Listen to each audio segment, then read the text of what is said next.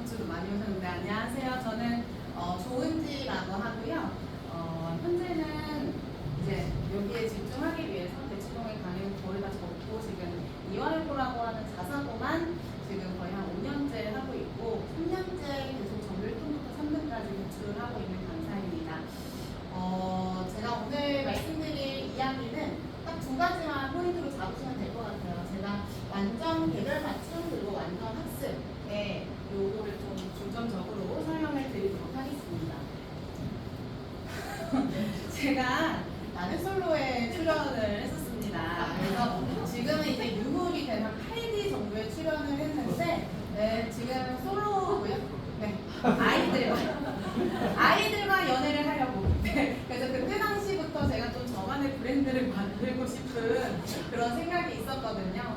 그래서 드디어 이렇게 함께 할 수 있게 되어서 감사의 말씀을 드리면서 먼저 현행 지금 영어 교육의 방향이 어떻게 되어가고 있는지를 좀 설명을 드려야 될 것 같습니다.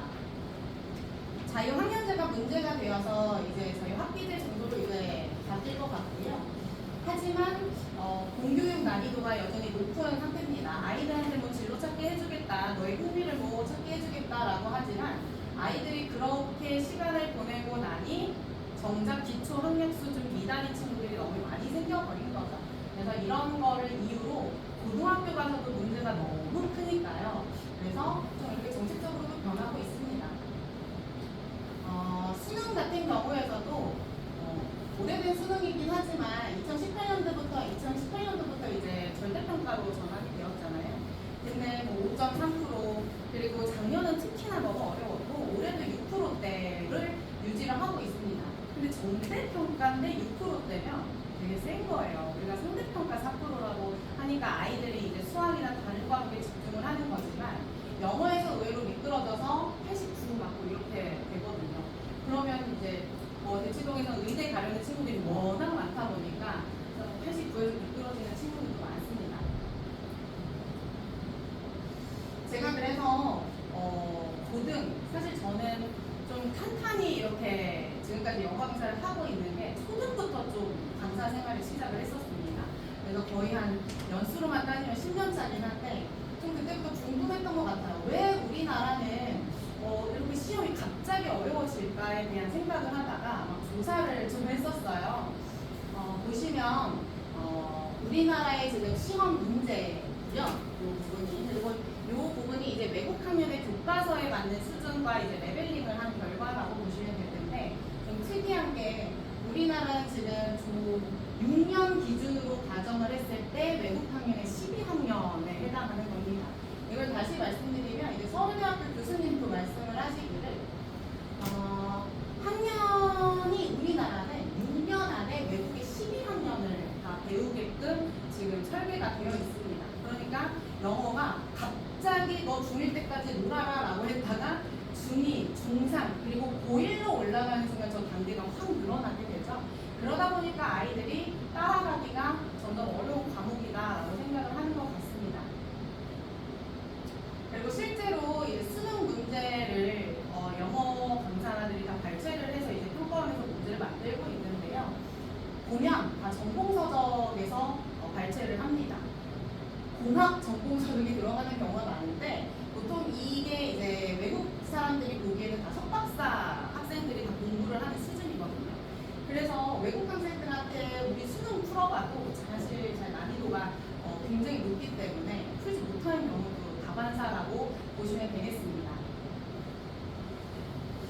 내신 문제 같은 경우에 이제 어쨌든 우리는 내신을 잡고 가야 되니까 중학교 때처럼 공부를 하면 안 된다라는 건 많이 들어보셨을 겁니다. 근데 이제 초등 자녀분들도 계실 테니까 중학교 3학년 시험지가 이렇게 나오거든요. 시험 범위는 한 2~3과 정도가 들어가고요. 그리고 서술형이 이렇게 나오죠. 시험 범위 안에서 내가 배운 문법만 가지고 명작이라든가 굉장히 간단한 형태로 나옵니다. 제가 좀 말씀드리고 싶은 부분이 이 부분에 있는데 중학교 때 학계별 문법을 공부한다고 보시면 돼요. 우리가 예를 들어 투부정사라고 하는 개념을 한 학년에서 배우지 않아요. 투부정사 중에 우리 이번 시험에는 뭐 명사적 용법 낼 거야, 형용사적 용법 낼 거야, 그리고 시간에는 다음 시험에는 가주어, 진주어 낼 거야. 이렇게 해서 중1부터 중3까지를 다 낱개별로 배우는 거거든요. 다 배우기는 합니다. 모든 문법을 다 다루지만 이렇게 학습을 하고 있기 때문에 현재 친구들이 어떤 문제가 생기냐면 다 뿔뿔이 흩어져 있어요. 근데 고등학교에 가면요. 일단 지문은 교과서는 논외로 사실 제가 여기 100개 이상이라고 쓰려고 하다가 일반고 기준으로 하더라도 모의고사 지문이 50개 이상이 그냥 늘어납니다. 중학교 3학년 때는 딱 중학교 수준을 배우다가 갑자기 고1 수준도 아닌 고2 수준의 지문 난이도를 가져와서 냅니다. 덧붙여서 올해부터 이제 교과과정이 개정되면서 서술형 기준이 늘어나는 거는 알고 계실 거예요. 근데 서술형이 범위가 없습니다. 그러니까 지문에서 어디서 낼 줄 모르는 것뿐만 아니라 여기서 암기를 하면 낼 수 있냐? 아니에요.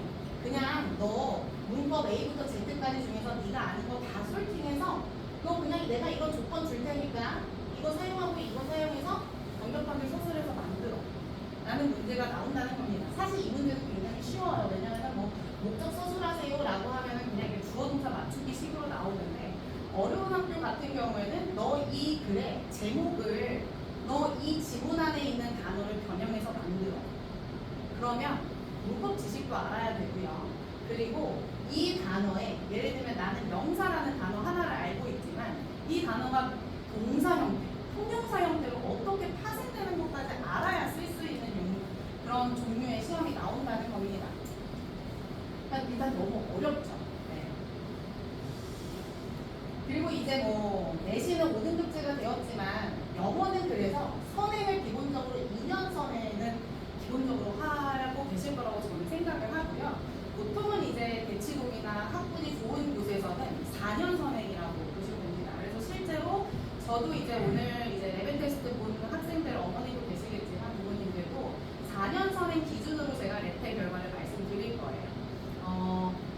그래야지 대학을 상위권을 갈 수 있어요. 1등급 맞는 친구들이 보통은 2년 이상의 선행이 된 친구들이고요. 2등급 정도 맞는 친구들이 이제 중위권 1년 선행 된 친구들, 그리고 3등급이 자기 학년에서 최고치에 달하는 학생들이 인서울을 간다고 보시면 되겠고, 나머지는 이렇게 갈 수 있다고 생각하시면 되겠습니다. 제가 사실은 MBTI가 F거든요. 굉장히 감정적인 사람인데 영어를 좀 되게 등한시하시는 종업원들이 많아서 제가 이번 설명에는 좀 T처럼 해야겠다. 그래 보이지만 어쩔 수 없이 좀 빡세게 좀 드려야 될 것 같아요. 왜 그러면 고등학교 때 이렇게 시험 문제를 어렵게 내는지가 궁금하실 텐데 이제는 1등급이 10%대까지니까 제가 요걸 기준으로 좀 말씀드리면 학교 정원이 200명이라는 기준 하에 전교 20등까지 들어가면 10%입니다. 그러면 언뜻 보기엔 굉장히 쉬워 보이잖아요. 근데 중학교에서 특목고 준비 많이 하죠. 한 중학교 내에서 외고, 특목고 준비를 하는 친구들이 한 20-30명 정도가 돼요. 그럼 이 친구들이 다 그쪽으로 갈까요? 아니죠. 이 중에서 특목고 불합격한 친구들, 그리고 내신을 위해서 일부러 일반고로 진학하는 친구들이 있습니다. 그러니까 내 아이는 이 친구들이랑 싸워야 되고 이 틈바구니 안에서 전교 20등 안에 들어야 되는 거예요.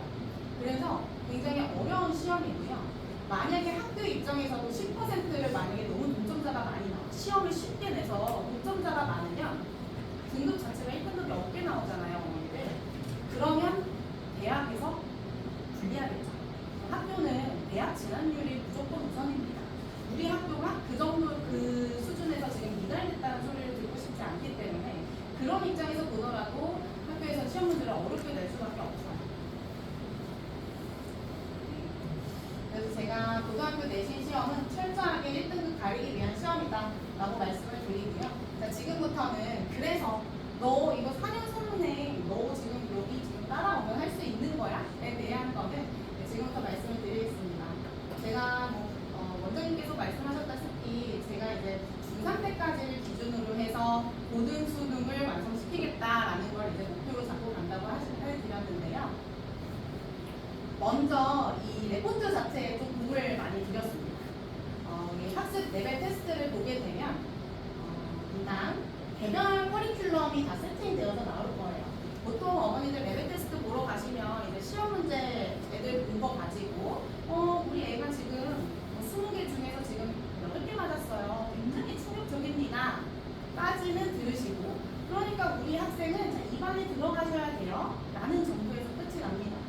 그런데 저희 이제 레벨 테스트 보시게 되면 일단 리딩, 리스닝, 그리고 작문, 그리고 문법 네 영역에 대한 모든 시험을 46문제를 제가 준비를 해놨습니다. 사실 우리 학생들이 거의 리스닝은 굉장히 잘해요. 그런데 리딩과 문법에서 현저히 차이가 나거든요. 그러면 이 학생들이 똑같은 반에 들어가 있지만 누구는 리스닝 잘해서 들어온 친구도 있고 누구는 문법 잘해서 높은 반에 들어가 있는 친구도 있고 누구는 리딩을 잘해서 들어온 친구들도 있잖아요. 그럼 격차가 생긴다는 겁니다. 그럼 누군가는 멍하니 있을 수밖에 없고 또 누군가는 내가 몰라서 그냥 선생님이 대답해도 몰라요. 그러면 학습 분위기도 좋지 않겠죠. 네, 그런 것들을 좀 고려해서 이 4단계에 맞춘 모든 전 단계의 등급을 제가 내드릴 겁니다. 그럼 여기서 끝나는 건 아니고 솔루션이 이제 다 별곡지에 나올 텐데 그러니까 우리 학생이 지금 이 등급으로 가기 위해서는 지금부터 어떤 교재를 다 떼야 한다. 적어도 이제 보통 4등급에서 5등급 나오면 그냥 평균 수준이라고 생각하시면 되거든요. 그럼 이 학생이 예를 들어 중3이라고 하면 1년이 남아있는 게 아니고 굉장히 짧게 남아있는 거예요. 내신을 빼줘야 됩니다. 내신은 반복 학습을 위한 거지 영어를 향상시키는 기간은 아니거든요.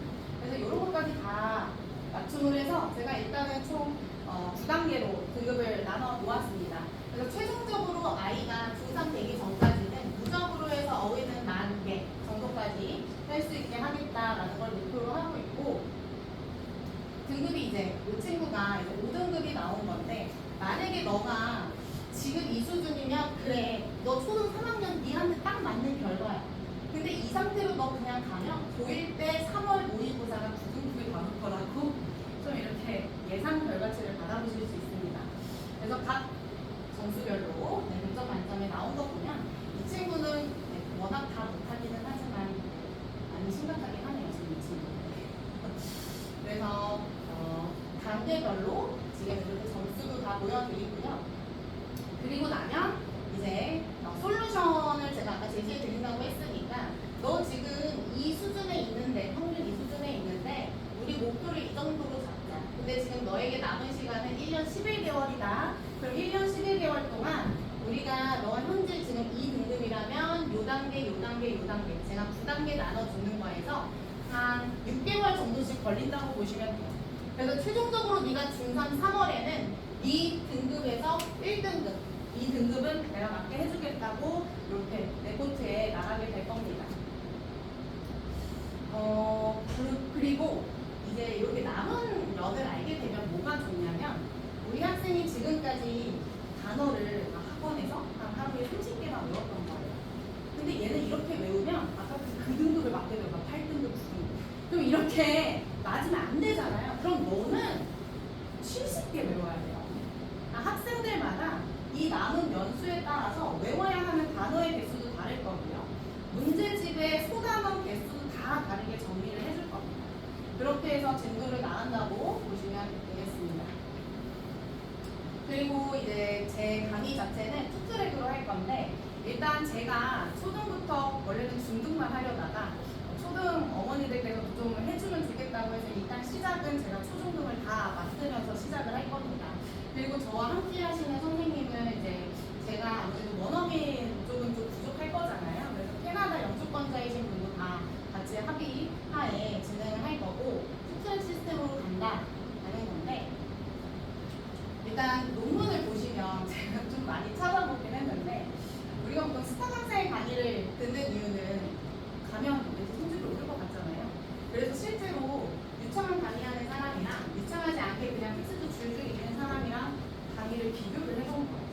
그럼 어떠실 것 같으세요? 당연히 스타 강사의 강의를 듣는 학생의 성취도가 더 높거나 집중력이 높아야 될 것 같잖아요. 근데 실제로 결과는 예상치보다 훨씬 거의 비슷하게 나왔다는 겁니다. 논문에서도 이게 실제로 나왔어요. 그래서 실제 교육 성과에는 차이가 없었다. 그러니까 우리가 더 이상 일반론적으로 그냥 강사가 주줄 이렇게 해봤자 애들 머리에는 남는 게 없는 거예요. 그럼 어떻게 해야 되냐? 제가 이제 고등학교를 좀 오랫동안 담당하면서 이제 생각을 했던 게 이제 메타인지 능력이라고 하는 게 있습니다. 많이 들어보셨을 텐데 내가 뭘 모르고 내가 정확히 어떤 걸 아는지에 대한 능력인데요. 이게 중학교 때까지는 빛을 발하지 못하다가 고등학교 되면 굉장히 여기서 현저한 차이가 납니다. 그래서 실제로 1등급인 친구들은 뭐가 뛰어나냐면 제가 이제 고등학교 수업을 하면 일주일에 한 번 수업을 해요. 영어 수업을 굉장히 적게 하거든요. 그러면 잘하는 친구들은 제가 내준 과제를 그냥 풀고 끝이 아니라 나 여기 모르는데 나 이 문제 풀었는데 맞았는데도 이건 잘 모르겠는데 이거를 한 페이지에 가득 채워서 해요. 그리고 저를 쟤들 못 가요. 자기 모르는 거 채워야 되니까. 근데 한 4등급 정도 친구들을 비교해보면 능력이 크게 다르진 않아요. 뭐가 문제냐면 그냥 제가 준 거 풀고 끝이. 뭘 모르고 내가 어딜 채워야 될지를 모르는 거야. 그게 좀 메타인지 능력과 관련이 있다고 보시면 되겠습니다. 그래서 이 메타인지를 상승시키는 방법에는 가장 좋은 게 서로 설명하는 방식이에요. 강의 듣기가 제일 안 좋고요. 지금 우리가 하는 일반적인 방식을. 그래서 이게 이제 엄청 유명한 이제 하버드 학습법이라고 있는데 실제로 이게 왜 좋냐면 자기가 설명을 하는 거 다 좋잖아요, 어머니들. 그래서 실제로 제 수업도 제가 일방적으로 강의해서 끝나는 건 아니고요. 애들 개인별로 다 설명하게끔 할 겁니다. 그래서 소수 정예로 운영한다고 아마 말씀하셨을 텐데 아무리 많아도 저는 무조건 10명은 짜릴 겁니다. 그래서 한 반에는 중학생은 8명, 초등은 10명 이렇게 운영을 한다고 보시면 됩니다. 그래야지 제가 모든 아이들이 이 과정을 할 수 있게 할 것 같은 거예요. 그래서 자기가 설명하는 그런 상황에서 자기가 먼저 설득을 당하고 공부가 학습 효과가 높아질 수 있다고 생각을 했습니다. 그래서 일단 저는 1차 예습 때 좀 신기하시겠지만 강의를 먼저 준비하고 올 건데 이 강의는 문법에 한해서만이에요. 문법 강의는 누가 해도 똑같습니다. 물론 제가 좀 잘하고 재밌게 하겠지만 개념적인 문법은 1차 강의를 듣게끔 하고요. 거기에 해당하는 문제, 그리고 독해 같은 경우는 문제 풀고 모르는 단어 찾고 여기까지만 해오는 게 이제 1차 예습이 될 겁니다. 그리고 수업 시간 때는 제가 하루카식으로 한다고 했잖아요. 그래서 아이들한테 너 강의 들어온 거에 대해서 제가 다 시험 문제를 낼 겁니다. 그걸 제대로 너가 학습을 했는지에 대한 걸 이용을 하도록 할 텐데 여기서 이제 좀 부모님들이 이제 생각하시기에 강의를 듣는다고 강의 우리 애가 지금 집에서 강의 들으면 집중 하나도 안 할 것 같은데 당연히 그런 생각 드실 수 있어요. 그래서 제가 이런 거에 있어서 장담을 드려야겠죠. 어떻게 해놨냐면 강의 시스템 자체를 통제로 해놓게 했습니다. 일단 레벨 테스트도 우리가 이제 제가 4단계로 해가지고 아이들이 지금 컴퓨터로 보고 있거든요.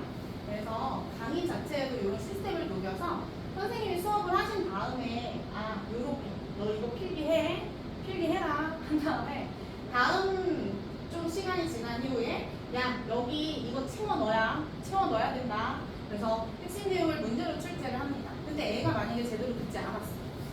틀릴 거 아니에요. 그러면 넘어갈 수 없습니다. 강의를 못 듣게 해놨어요. 그래서 다시 듣게 해놨어요. 그러면 한 10분 정도 강의밖에 안 될 거예요. 초등은 10분, 중등은 아무리 길어도 20분이거든요. 그러니까 이 시간 내에는 반드시 통과를 해서 다음 강의가 이어질 수 있게끔 제가 이렇게 만들어 놓았습니다. 그리고 문법 학습은 제가 아까 중등을 단계별로 하고 있다. 그럼 여기서의 문제는 장문까지 이어집니다. 서술형 진짜 중요할 거거든요. 우리 애들 시대에는 올해부터 이제 적용이 될 텐데 장문은 제가 대치동에서 이제 서술형으로 특강을 하기도 합니다. 모든 강사들이 대치동은 아이들이 기본적으로 리딩은 잘하니까 내신에 포커스를 맞춰서 한 겨울방학 때 문법 어떤 특강, 서술형 어떤 특강, 고등의 모 특강 이렇게 크게 쏟아넣는 특강을 많이 한단 말이에요. 그럴 때 이제 제가 했던 거는 서술형이었는데 제가 국문학과 출신입니다. 놀라시겠지만 국문학과 출신이라서 사실 저는 이 서술형이 도래한 게 좀 되게 좋다고 생각을 하고 제가 수업을 했을 때는 되게 노가다를 했었죠. 어떻게 했었냐면 우리 아이들이 외국을 갔다 오지 않는 이상 언어가 국어일 거 아니에요. 국어식 언어 순서에 맞춰져 있겠죠. 그러면 요거를 영어식 언어 체계로 다 바꿔줬습니다.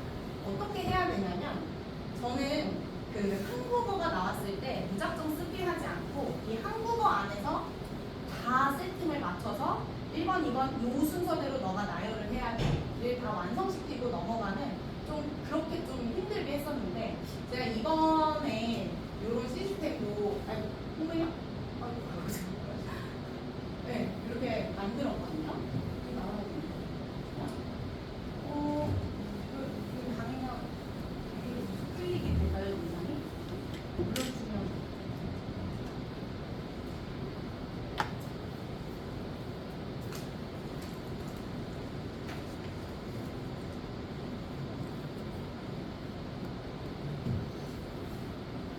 그래서 우리 학생들이 문법 수업을 끝내고 나면 가지 않아요. 그러니까 본 수업이 끝나고 나면 남아서 그 문법에 대한 작문까지 다 시키고 갈 겁니다. 그래서 뭐 영상이 안 나오니까 그냥 넘어가야 될 것 같아요. 네. 제가 그림으로 설명을 드릴게요. 다시 틀어주세요.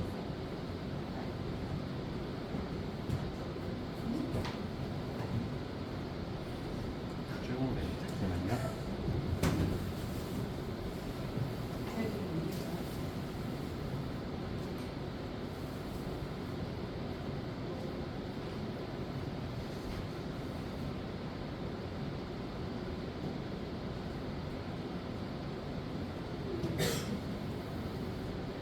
시스템 자체도 네, 영상이 없어가지고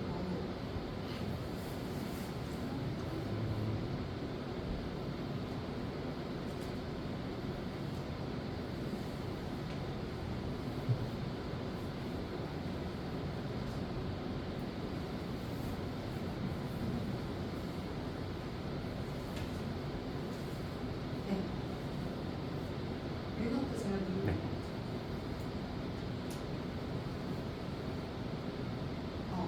실제로 요거 이제 시스템적으로도 이렇게 해서 아이들이 일단 한국말을 보고 다 슬러스를 칩니다.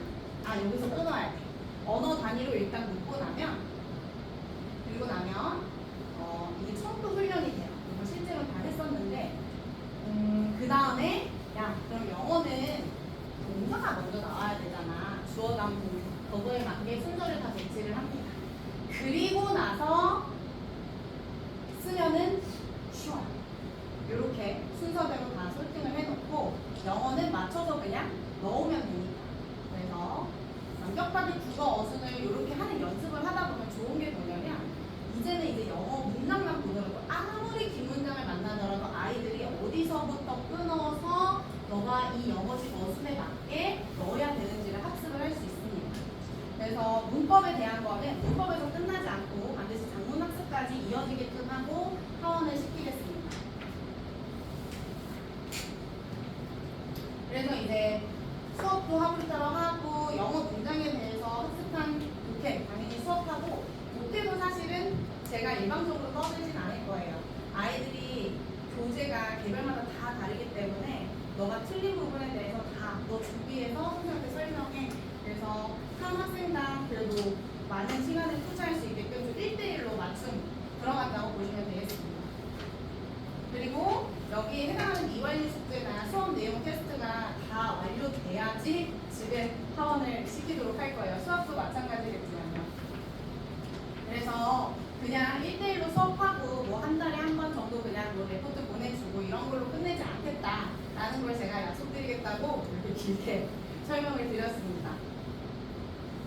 자, 그래서 어머니들께는 이제 오늘 이제 레벨 테스트 신청하시면 문제 진단 레벨 테스트로 해드릴 거고 거기에 맞는 그 해결책도 다 제시를 해드리면 같이 공유를 해드리겠죠. 그래서 학부모 공유는 아이들이 저한테 설명하고 있는 거 다 영상으로 찍을 겁니다. 그래서 그런 거 같이 받아보실 수 있도록 할 거고요. 그리고 당연히 아이가 좋아지면 매달 레벨 테스트가 다 따로 나가면서 좋아지는 부분에 대해서도 레포트를 따로 보내드릴 겁니다. 그래서 실제로 요 레포트를 받으시게 되는 건데 일단 우리 아이가 왔을 때 이 교재에 대해서 수업을 하고 있는데 일단 요 기간 안에 400개를 외워야 돼. 그러면 이날은 너가 최종 진행일 중에서 당일 어느 정도 진행을 했는지에 대한 부분 나갈 거고요. 그리고 주차별마다 얼마나 학습 관리가 되고 있는지도 이렇게 나갈 겁니다. 그리고 실제로 우리 아이가 외우고 있는 단어, 맞췄고 틀린 거 이것도 다 AI로 작업해서 보내드리겠습니다. 그러면 장문도 우리 아이가 요게 이제 원문인데 요 정도에서 틀린 거네, 어디가 틀린 거네, 어디를 잡아주면 되겠네, 그러니까 좀 명확하게 보이겠죠? 근데 이 친구 보니까 뒤에 지금 이렇게 목적어를 좀 많이 빠뜨리는 친구라는 게 단번에 눈에 보일 겁니다. 그럼 우리 아이가 부족한 부분만 좀 채워주면 되니까 요새 세계가 좀 좋아진 것 같아요. 이제 AI 시스템이 같이 더 접목이 되다 보니까 훨씬 더 체계적으로 어머니들께서 관리를 하는 걸 보실 수 있을 겁니다. 그리고 이거는 제가 아이들한테도 똑같이 보여줄 거예요. 그래서 기존에 제가 데리고 있는 친구들은 이미 레벨 테스트 다 보고 학생하고도 다 상담을 했고 애들이 충격을 많이 받았어요. 본인이 못하는 거는 알고 있었지만 이 정도일 줄 몰랐다. 그래서 학생들에게도 그래도 선생님 믿고 따라오면 내가 그 솔루션대로 하면 이렇게 나오지? 같이 해보자 라고 해서 우리 친구들도 공부하고 싶은 마음이 들게끔 하도록 하는 게 저의 목표입니다.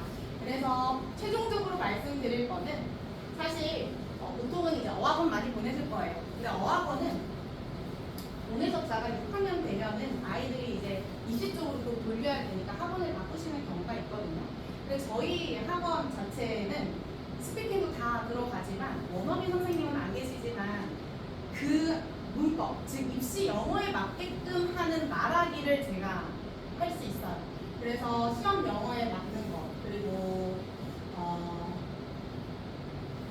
최종 관리 어머니들께 하지 않겠다라는 거. 그래서 제가 계속 책임 말씀드리는데 제가 책임감이 그래도 좀 강합니다. 제가 맡은 아이들은 좀 그래도 제가 질질 끌고서라도 이렇게 끌고서라도 가는 그런 성격이거든요. 그래서 꼼꼼히 좀 할 것이다 라는 거 이렇게 6가지로 이렇게 좀 나열을 해봤습니다. 그래서 마지막으로 진짜 수업 그리고 관리에 대한 거 그리고 아이들 동기부여에 대한 것까지 열심히 하고 갈 테니까 믿고 앞으로 가시라 라는 말씀 드리면서 이상으로 마치겠습니다.